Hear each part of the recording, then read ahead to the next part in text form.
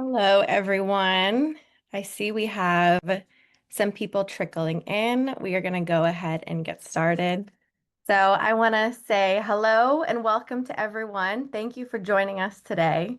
So this webinar today is put on by NanoImaging Services. We are a US-based cryo-EM CRO, and we're focused on structural biology and nanoparticle characterization services. In January of this year, we acquired Proteos, a protein production CRO based in Kalamazoo, Michigan, so that we now offer the full gene to structure workflow as well as standalone protein production. So today we'll be focusing on soluble proteins and we'll be showcasing our gene to structure workflow using CYP3A4, a 57 kilodalton cytochrome P450. So we're excited to present the first ever cryo-EM structures of CYP3A4, both without ligand and bound to substrate, solved to 3.1 angstroms. So during the presentation, we encourage you to post any questions you have in the Q&A toolbar. Following the talk, we're going to have our Q&A session where we'll be joined by Dr. Lindsay Gottler, who is the VP of Scientific Operations at Proteos, and she can answer any protein production related questions. So now, without further ado, it is my pleasure to introduce today's speaker, Dr. Claudio Catalano. So Claudio is a project manager at NanoImaging Services, and he heads our research and development projects. He holds a PhD in medicinal chemistry from VCU, where he built a strong foundation in pharmaceutical sciences. So Claudio brings a wealth of expertise in structure-based molecular design and membrane protein structure determination, including innovative work with detergent-free native cell membrane nanoparticles for cryo-EM. So please join me in welcoming Claudio Catalano. So Claudio, I'll pass it over to you. Thank you, Sarah, for the kind of introduction. So today, the title say we are going to discuss about gene to structure for the CYP3A4. When Proteus joined the NIS family, one of the first targets that we requested them to synthesize was this enzyme, because at NanoImaging we are very interested in create a panel of target proteins to reduce toxicity.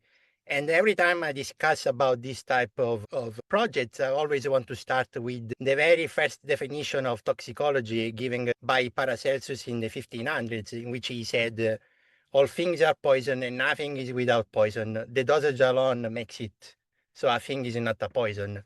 Or in Latin, sola dosis facit venemum, the dose makes the poison.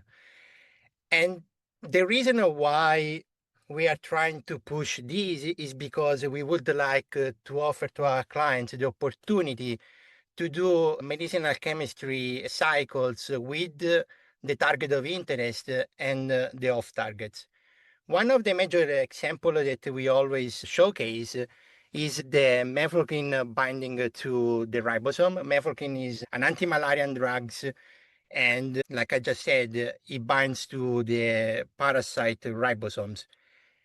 And this is a clear example of target effect because also humans have ribosomes, so we want to avoid targeting the human ribosomes. We want to just to be selective and have enough potency to inhibit the transcription for the parasite.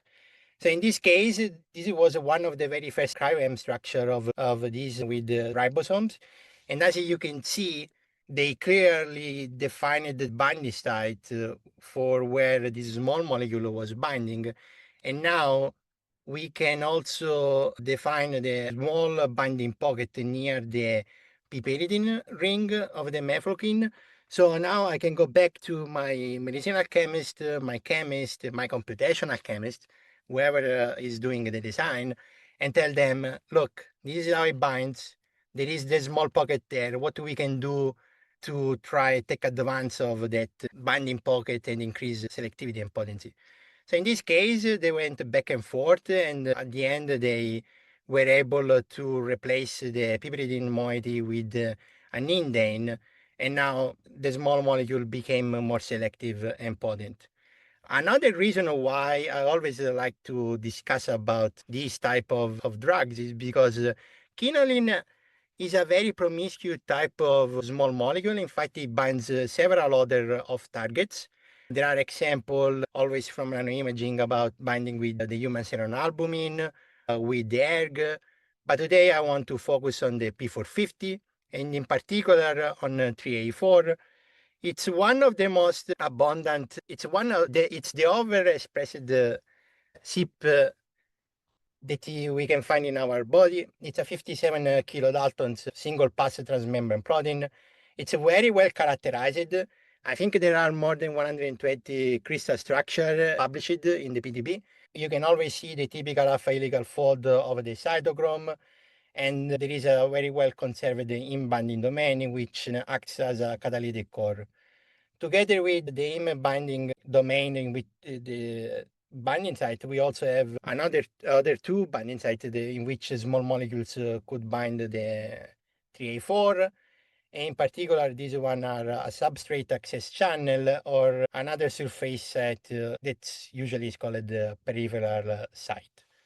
Another reason why it's important to understand how this enzyme works is because it's mainly overexpressed in liver and intestine. It oxidizes endogenous and exogenous compound. In fact, it's important in the regulation of steroids, bile acid, vitamin D. When there is an excess of these molecules, CYP3A4 start metabolizing them so they can be removed from our organism.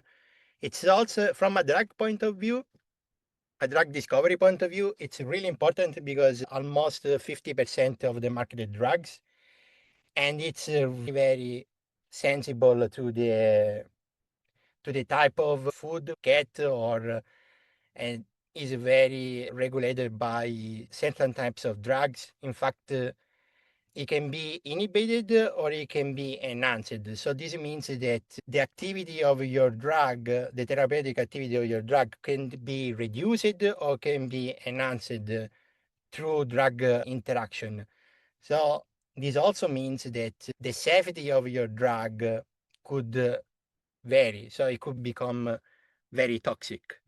So when, like I said, when Proteus joined NIS, we ask to overexpress the soluble region of this enzyme because for all the reasons that I already said, it's really important to understand how small molecule binds to this protein.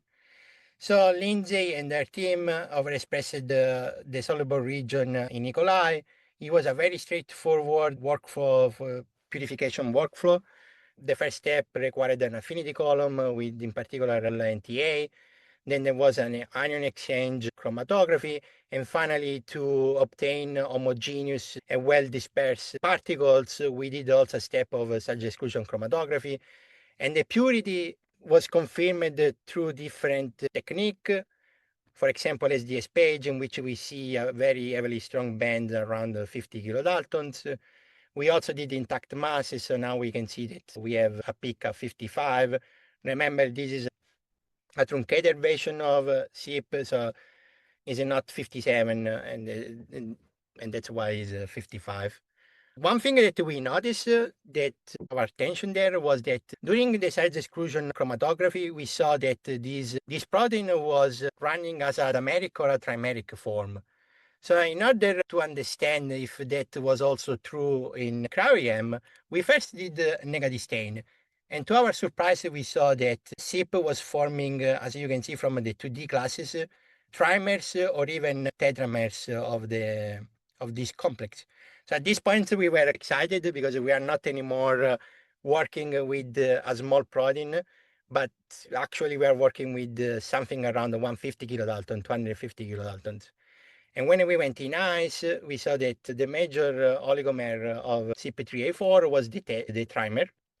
One thing that I want to point it out here that we discuss more in details in the white paper that will be released together with the recording of this webinar later is that we had to deal with a very preferred orientation issue with this particular sample, and we try to attenuate by adding additives and in combination also with tilt collection on the cryos.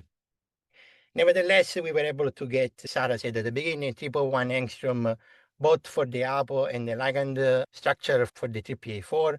This was also the first time we saw a trimeric form of this particular protein. If you go and look at the asymmetric units of the crystal structure that are available on the PTB, usually you see dimer of dimers or tetramers. There is one in which you can see a trimer in the asymmetric unit, but we think that is an artifact of the crystallization. Anyway, through cryo-EM, we confirmed that we have a trimer. We were able to build and validate a structure in the density map that we got. So now we can see the protein interaction at the interface between each. And as you can see, the majority of the amino acid at the interface are hydrophobic or aromatic. So probably the formation of these trimer is accentuated by the hydrophobicity of these interactions. We were also able to clearly see how the IM binds and orient with confidence the ring. And this was similar on how you can find the catalytic core in the crystal structure. So now that we were able to get the APO version of the CYP3A4, we wanted to see if we can do a small molecule. And we go back to my discussion about chloroquine that are promiscuous molecules. So in-house we have hydroxychloroquine. This is also an anti-malarian and an immunomodulator drug. It's a substrate for different types of isoforms of CYP450s. Is metabolized by 3A4, but also by 2C8 and 2D6. There are some in vitro studies that suggest that hydroxychloroquine is a time-dependent weak inhibitor of this enzyme. The researchers were thinking is more because of the metabolites that are actually inhibiting the enzyme, but we also try to see if actually the hydroxychloroquine can act as an inhibitor. In our buffer, we don't have NDPH, so the enzyme is not active. Also, we worked at 4 degrees and not at 37. So the catalysis of this protein is very well reduced. We also had an idea where the hydroxychloroquine could bind. So we were thinking in the substrate access channel. So this is a view of the APO protein. So we cannot see any density there. When we did the complex, instead we start to see a density for the small molecules. And we were able again to fit with confidence. And also we could orient very well the small molecule in the binding pocket. So now we can see that we have a very nice cation pi interaction between the positively charged guanidine moiety of the arginine with the negatively charged cloud above the heterocycle layer of the chloroquine. And same thing, we could see that this pi-pi interaction between the phenylalanine, the benzene ring of the phenylalanine 215, and again the heterocycle for the chloroquine. We can also see a nitrogen bond between the nitrogen of the hydroxychloroquine with the backbone of proline 107. And this also agree with some other compounds that also have an heterocycle ring and in which we have actual crystal structure. And so we were positive that this is the right orientation of our ligand. And if we compare these to the catalytic core, we see that it's the chlorine that is facing him and not the side chain, the tertiary amine that instead usually is metabolized. That's why we think this is an inhibitor orientation of the small molecule. So in this case, hydroxychloroquine cannot be metabolized by the CYP. So with this, I hope today that I was able to show that with Proteus, we now can express soluble protein, in this case, with optimized condition, and we can apply very straightforward workflow. We also show for the first time not only cryo-EM structure for the CYP3A4, but also an oligomeric assembly of this enzyme. We also confirmed that hydroxychloroquine is an inhibitor of the enzyme. And we also would like to let the people understand that even for well characterized system like CYP3A, like the CYP450 and crystallization. Sometimes you can apply orthogonal technique, in this case cryo-EM, and get more details insight that other technique avoid. And with this, thank you for your attention. Me and Lindsay will be more than happy to answer any questions that you have. All right. Thank you so much, Claudio, for an excellent presentation. So we are now going into the Q&A portion of our webinar. So please feel free to continue putting your questions into the Q&A toolbar, and we'll answer them here. And so for this Q&A, we are joined by Dr. Lindsay Gottler, who is the VP of Scientific Operations at Proteus, and will answer any of your protein production questions. So Lindsay built a strong foundation in chemical biology and protein biochemistry during her PhD at University of Michigan. With over 20 years of experience, she has developed deep expertise in recombinant protein expression and purification. Her work includes optimizing expression conditions across E. coli, insect, and mammalian systems, and designing purification strategies for diverse targets, such as enzymes, antibodies, and multi-subunit protein complexes. So thank you for joining us, Lindsay. We're happy to have you. All right. Our first question is for Claudio. So you mentioned that this sample exhibited preferred orientation. So in your experience, what are the most effective strategies to try to overcome preferred orientation? So this could be experimental or computational. So in this particular case, we usually do an additive screening first, in which we try different detergents. For the CYP3A4, the one that worked the best were LMNG and FOM, fluorinated octacyl maltoside. And then we combined these two together with a tilt collection on the cryos, and we went as far as 30 degrees tilt collection. But this is usually what we do. If we see that our sample suffer of preferred orientation, first thing will be screening different detergents. We have a series here, NanoImaging, but naturally there are many more are in the market that you can use. Another thing that we could do in terms of preferred orientation is instead to use the VitroBot for making grids, we could use the chameleon that in the case, instead to apply our sample into the grid manually with a pipette, you are spraying the sample into the grid, so then there is a fast plunge, so you don't allow the sample to decide to go in a particular orientation, so it doesn't have the time, and also you affect the water air interface, and so you can get a different orientation. Plus, if then we still see that at 0 tilt degree we still have some PO, we just do a tilt collection, usually between 20 and 30 degrees. Thank you. And our next question is actually for Lindsay. So we're getting a lot of questions about the specific construct that was used. So how much of the transmembrane domain was cut off? Did you try the full length? So I don't know if you can touch on which construct you use and how you decided on that construct specifically. Sure. So the constructs are pretty well reported on in the literature. So this construct specifically had the entire transmembrane domain removed, which isn't a very large portion of the protein, it's a single pass, but it was completely removed for this particular exercise. And we have not generated the full length with the transmembrane domain intact. So I couldn't comment on necessarily the oligomerization of that. Maybe Claudio can follow up on that if he knows from the crystallography database there. Sure. Thank you.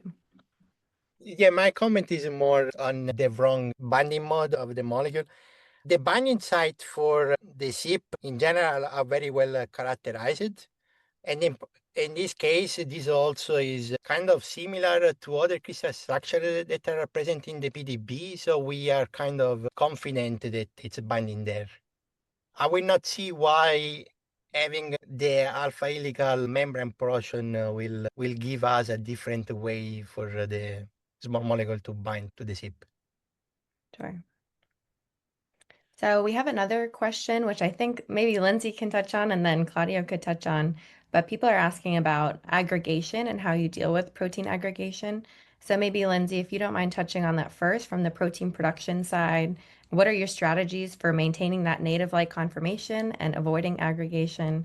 And then maybe Claudio can touch on if you observed aggregation during grid prep and how you mitigated that. Sure. So early on, when we're producing proteins, if we encounter aggregation issues at the expression level, we like to use an alternative expression platform. For instance, if we produce a protein in bacteria and it tends towards inclusion bodies, we would move to a higher order system like insect cells or mammalian cells, where the machinery is in place in those cells to result in proper folding and reduced aggregation.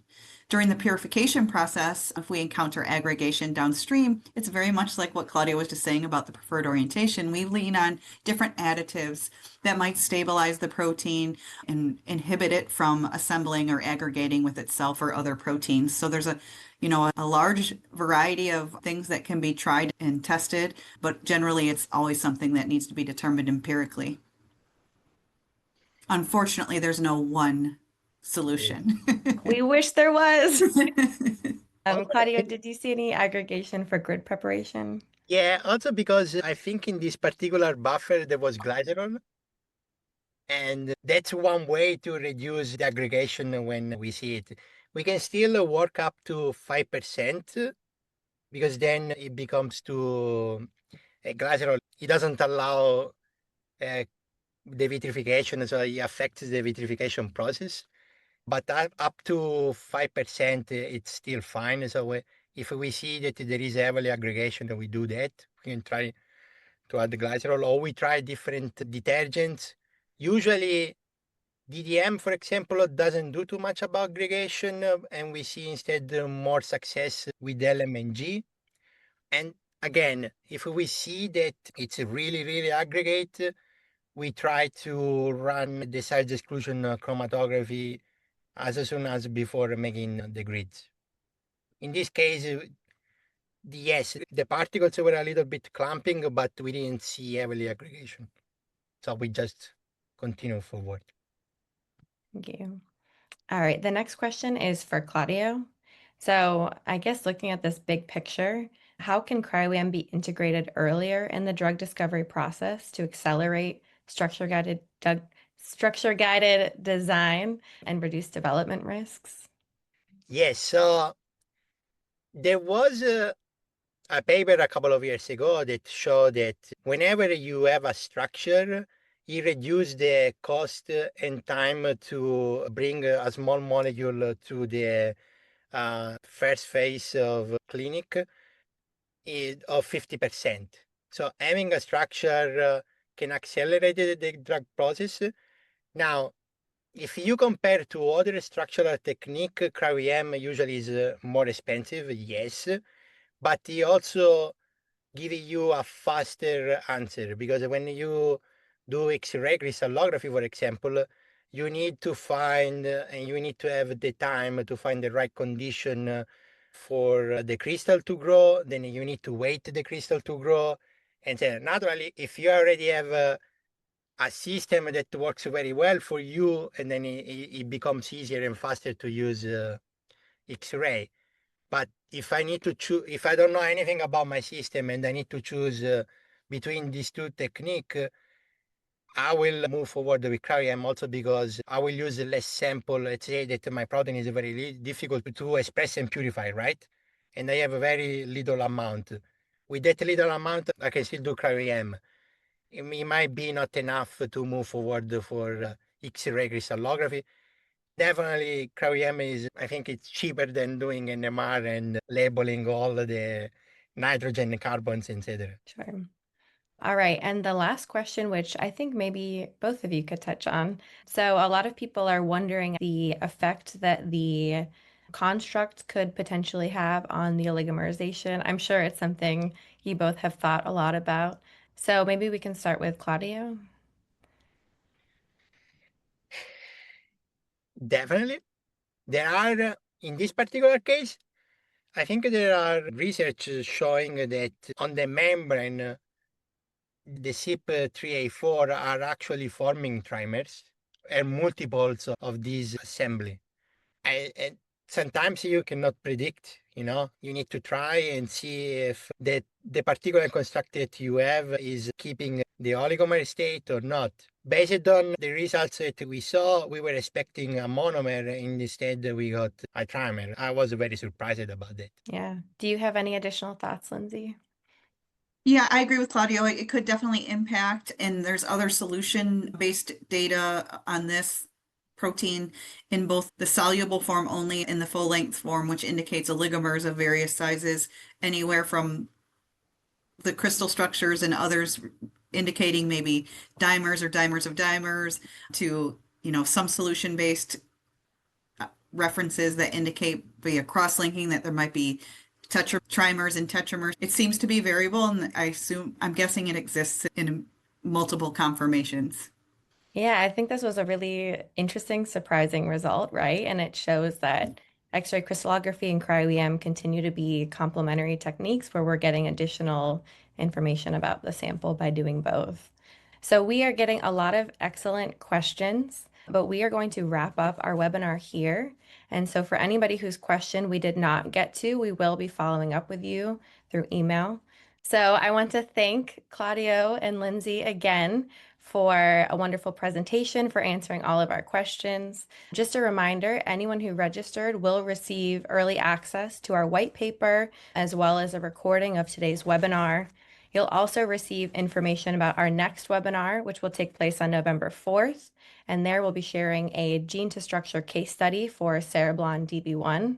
So again, thank you to our speakers and everyone for attending, and we look forward to seeing you next time.